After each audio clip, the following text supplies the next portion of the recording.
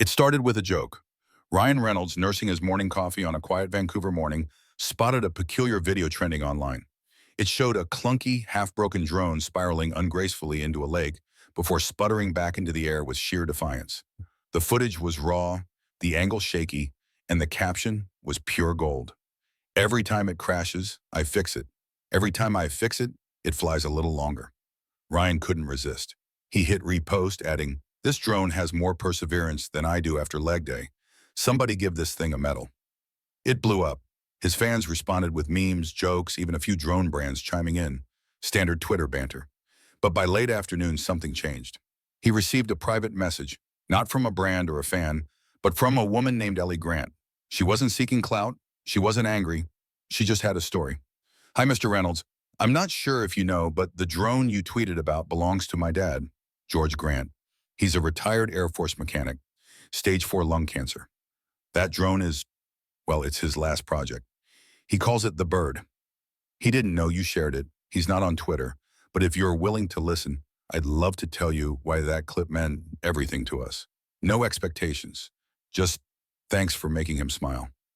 Ryan read the message twice, then again. His timeline, usually a mess of sarcasm and chaos, had never hit back with something so quiet and honest. He clicked on her profile. Photos filled the feed. George in a hospital bed, beaming beside a soldered mess of drone parts. A younger George, standing next to a fighter jet. And more recently, shaky videos of George releasing the drone over endless Midwestern fields, his face lifted to the sky like a boy watching fireworks. Ryan responded, "Tell me everything." An hour later, they were on a video call. Ellie was in Indiana, eyes puffy from what she called a good cry. She shared how George had spent his final year building that drone from discarded parts. Broken rotors, mismatched screws, rewired controllers. It wasn't about the tech. It was about flight, about feeling useful, about letting go. "Dad says when he flies it, it feels like he's up there too," Ellie said. "His doctors said no more travel. He'll never see the Rockies again, never see the Pacific. But he told me if he can't go, maybe the Bird can." She smiled gently, unsure of what she expected. Ryan leaned in. "Where is the drone right now?" "Charging on the porch," she said, surprised. "Then I think it's time we gave the Bird the send-off it deserves." Ellie blinked. "What do you mean?" "I mean," Ryan said, the glimmer of mischief growing, "tell your dad to buckle in. We're sending his wings across the country." By sunrise the next day, Ryan Reynolds had already made the call. Not to his agent, not to a publicist, but to a childhood friend named Vince, now a top-tier drone technician and aviation hobbyist living in Arizona. "I've got a project for you," Ryan had said. "It's not a film, it's a real story. There's a drone in Indiana, and it needs to touch the Pacific." Vince didn't even hesitate. "Tell me when and where."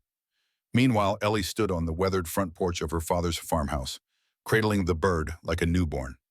Its chassis was scarred from years of crashes, its wings crooked but patched, its propellers mismatched in brand and color. George sat inside by the window, oxygen tank beside him, watching as she set the drone gently into its launch case.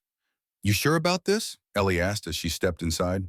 George's eyes, though dimmed by illness, still twinkled. "Kiddo, I built that thing with hands that don't work anymore, but if it can still fly, let it." Ryan arrived 2 days later, not with a camera crew, not in designer sunglasses, but in jeans and a jacket that smelled faintly of airport terminals. He walked up the porch steps and knocked gently. Ellie opened the door, her mouth slightly open. "You actually came?" "I said I would," Ryan replied with a grin. "Besides, your dad and I have unfinished airspace to cover." Inside, George took a moment to register him. But when he did, the old man cracked a sly grin. "Deadpool, right? You're shorter than I expected." Ryan laughed. "That's fair, but I came to escort your co-pilot." They spent that afternoon configuring the drone together. Vince joined via Zoom, offering schematics and software tweaks. George, despite his frailty, guided them with the precision of a retired master, correcting their wire routing, showing them how the stabilizers had been salvaged from a broken RC truck. By sunset, the Bird was airborne over the Indiana cornfields, soaring higher than it had in months. George watched through binoculars as it dipped and weaved with unexpected grace. "This drone's got more soul than some pilots I knew in '89, he murmured. That night, over grilled cheese and tomato soup in the farmhouse kitchen, Ryan laid out the plan. A carefully coordinated drone relay, each leg manned by a different volunteer pilot, all drone enthusiasts Ryan had connected with over the years. From Indiana to Colorado, then Eros, Arizona, then California. Each flight short, safe, documented. A patched-together odyssey. It's not just the drone, Ryan said. It's the idea of it. Letting people be part of something real, something with wings. George looked down at the hand-drawn map on the table. Routes marked with red ink. A final X at a cliff in Big Sur. I took my wife there, he whispered. Back before the cancer. Ryan smiled. Then that's where the journey ends. In the following days, the world caught on. Ryan posted a single image. The drone in its launch box sitting on the cracked steps of the Grant farmhouse, tagged the Bird Project. Within hours, the internet lit up. Veteran groups pledged support. Drone racing leagues offered resources. Kids in STEM clubs built tribute drones. Messages poured in from strangers saying, "Let me fly a leg," or "My uncle was Air Force, count me in."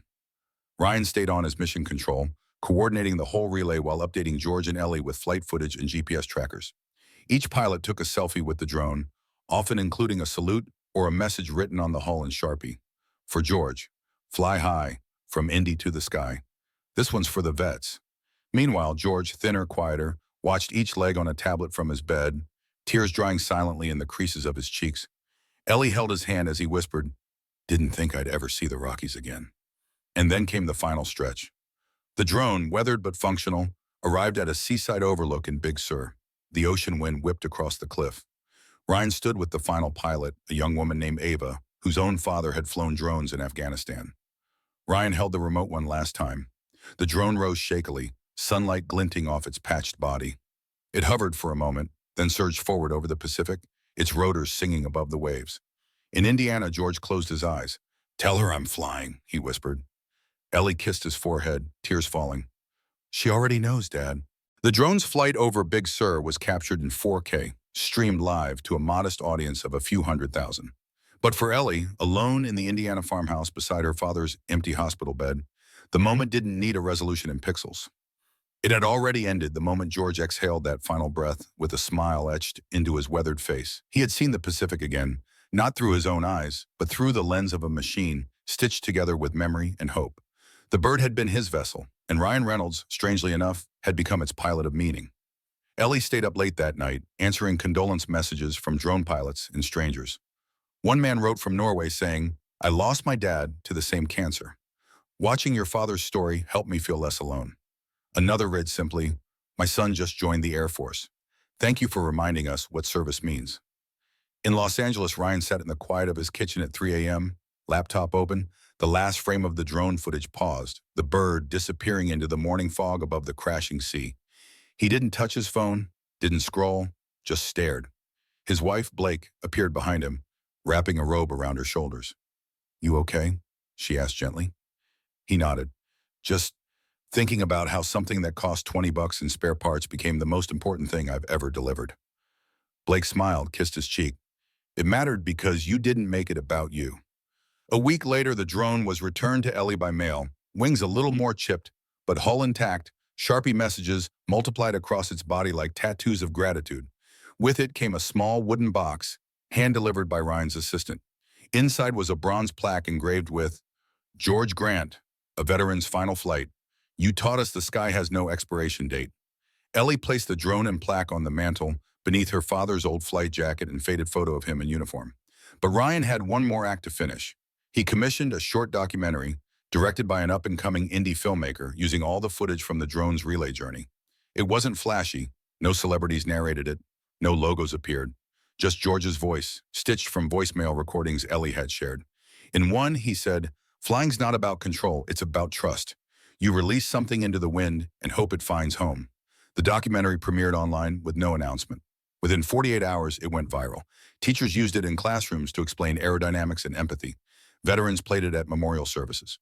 Ryan never once appeared on screen, though his fingerprints were on every mile of that skyward journey. In time, the hashtag #TheBirdProject became a small movement. People fulfilling final wishes through tech and kindness. One girl built a 3D printed prosthetic for a retired K9. A teenager delivered a message to space using a weather balloon for a friend who died in a car crash.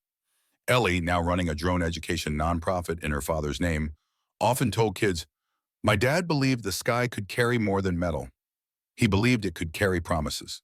Years later, on what would have been George's 75th birthday, Ryan returned quietly to the Grant farm. No press, no tweets, just him, a bouquet of yellow wildflowers, and a tiny pin shaped like a drone, which he left tucked inside the flight jacket. He stood there for a long time, hands in his pockets, staring at the sky by. Above him, a drone buzzed faintly in the distance, probably some neighbor's kid flying for fun. But Ryan couldn't help smiling, because some part of him believed George was still up there. If this story moved you, don't just scroll past. Like, share, and comment with the name of someone whose legacy deserves to fly a little higher. Subscribe for more true inspired tales of humanity, healing, and unexpected heroism. Tell us, what would your final flight carry? Let's turn stories into echoes that travel farther than any drone ever could.